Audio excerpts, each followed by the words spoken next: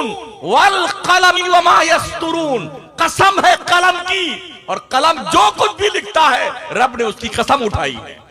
कलम में दम होता है, दम। जब से लोगों ने सुना है कि कलम में कोई दम होता है तो वो जाहिल जट जो अरबपति खरबपति बंबई में, दारूखाना में, भारत बाजार में, और जी सोनापुर में, खुरला में बैठे ना, जिनको कुछ पढ़ना लिखना है, इतने मोटे हाजी साहब हैं, कुछ नहीं पढ़े लिखे हैं, तो वैसे कलम पकड़ करके टिटहिरी की टांग बना के दस्तखत करते हैं। तालीम पैसों से नहीं आती है। ज़ालिका फज़लुल्लाह यूतीहि मन यशा, ये अल्लाह का फजल है जिसे चाहता है। सुभान अल्लाह, सुभान अल्लाह। असातिज़ा की जूतियां सीधी करनी पड़ती है, मेहनत करनी पड़ती है, आहे सहरगाही के नारे लगाने पड़ते हैं, अपने दिलों को जलाना पड़ता है अल्लाह और रसूल के कानून के दायरे में रख करके। आलू की तरकारी खा खा करके।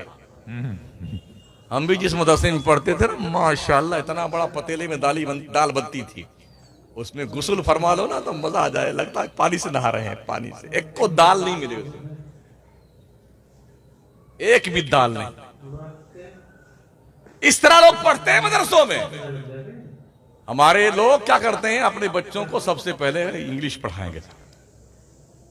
इस्लाम मना नहीं करता है, लेकिन पहले मुसलमान बना दो यार, ठीक है ना। तो अगर कोई अच्छा खूबसूरत लड़का पैदा हुआ तो दोनों कूदेंगे, इंशाल्लाह डॉक्टर बनाएंगे, इंशाल्लाह इंजीनियर बनाएंगे, इंशाल्लाह इसे वकील बनाएंगे। और कोई लड़का थोड़ी एक छोटी आंख हो गई, एक बड़ी आंख हो गई, एक हाथ थोड़ा छोटा बड़ा हो गया, पैर थोड़ा आड़ा टेढ़ा, इंशाल्लाह इसे मौलाना बनाएंगे, इसे हाफिज जी बनाएंगे।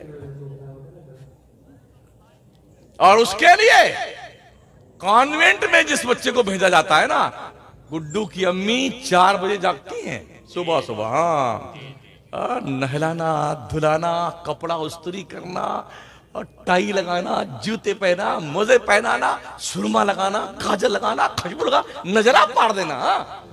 बढ़िया से पराठा भी घी में तला हुआ, और अंडा भी उसमें माशाल्लाह बना के आमलेट रख दिया गया, टॉफी भी रख दी गई, पैसा भी रख दिया गया।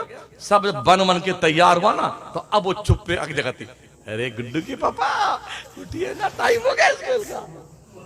अब बेचारा आंखें मीचता हुआ उठता है, कभी कभी चड्डी बनियान में मोटरसाइकिल इस्टा के पहुंच जाता है स्कूल छोड़ने।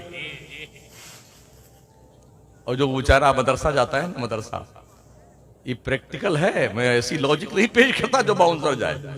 बंबई में जो छोटी छोटी मदरसे चलते हैं ना, जो मगरिब इशा के बीच में, उसमें ज्यादा अंदाजा हुआ देख करके। उसका उस बच्चे का हाल जानते हो क्या होता है? पूछो मत।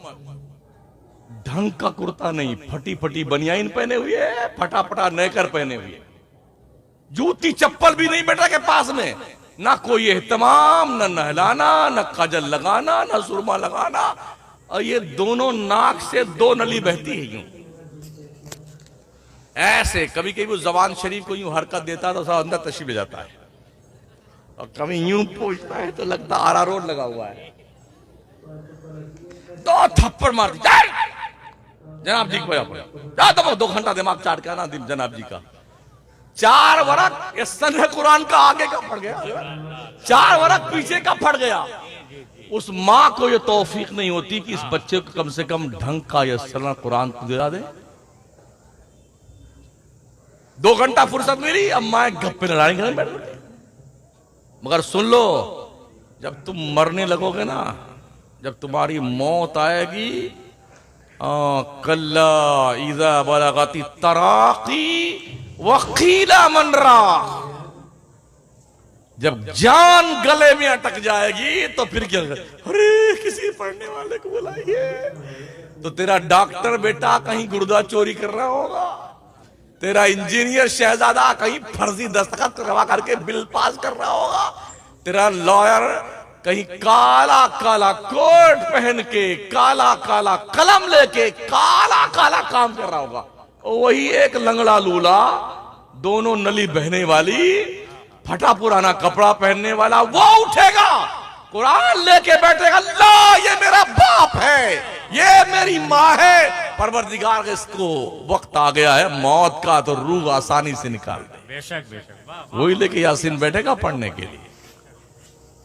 इसलिए उन बच्चों की कदर को जो बच्चे मदरसों में पढ़ते हैं। हाँ, बेशक, इन मदरसों के बच्चों के पैरों तले अल्लाह के फरिश्ते नूरानी पर बिछाते हैं साथियों। और मदरसे के बच्चों को टूटा हुआ कलम अगर कोई तोहफे में देता है तो मैदान जंग में जाने वाले मुजाहिद को तलवार देने ज्यादा सवाब का काम है। सुभान अल्लाह, सुभान अल्लाह, सुभान अल्लाह। ईसाई दुनिया में जब ये फैसला हो रहा था, औरत सरापा नापाक है, औरत को अधिकार नहीं है कि वो पाक इंजील को छू सके। यहूदियों के यहां भी यही, औरत चुड़ैल होती है, ये हरदम जो है मर्दों को फांसने के चक्कर में रहती। ये यहूदी दुनिया का फतवा है। हमारे मुल्क के बिरादरान वतन का भी अलग फतवा था, है? ये भी अंडसंड औरतों कहा करते थे। लेकिन सुन लो, जिस वक्त ईसाइयों के पोप और पादरियों ने ये फतवे दिए थे, औरत नापाक होती है, वो पाक इंजील को टच नहीं कर सकती, उस जमाने में करतबा की जामा मस्जिद के पास के महल्ले में, एक महल्ले में 170 बच्चियां ऐसी थी जिन्होंने अपने कलम के जरिए से एक नहीं कई कई नुस्खे कुरान के लिख डाले थे उस जमाने में। हमें जरूरत इस बात की है कि हम बच्चों को भी तालीम दें और बच्चियों को भी तालीम दें। बेशक बेशक, बच्चे और बच्चियों के बीच में तालीमी लियाकत के हवाले से तमीज करना, फर्क करना, ये लड़की है इसे कम पढ़ाया जाए, ये लड़का इसे ज्यादा पढ़ाया जाए, इस जंगलीपन का जवाब अल्लाह के यहां देना पड़ेगा। समझ रहे हैं? साथ ही साथ दोस्तों, कोशिश कीजिए इस बात की, हमारे इमाम आजम अबू हनीफा रहमतुल्लाह ताला ने मसले कफात बयान किया है, कुफू का मसला।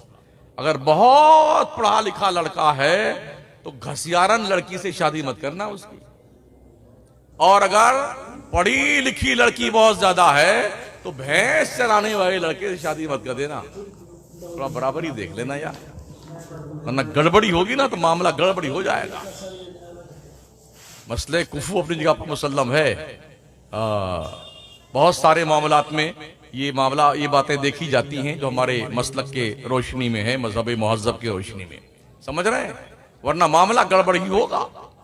बहुत काला कलूटा लड़का, उसकी शादी एकदम गोरी लड़की से मत कर देना, वरना वहां भी झगड़ा होगा। और एकदम गोरे लड़के की शादी भुजैटी लड़की से मत कर देना।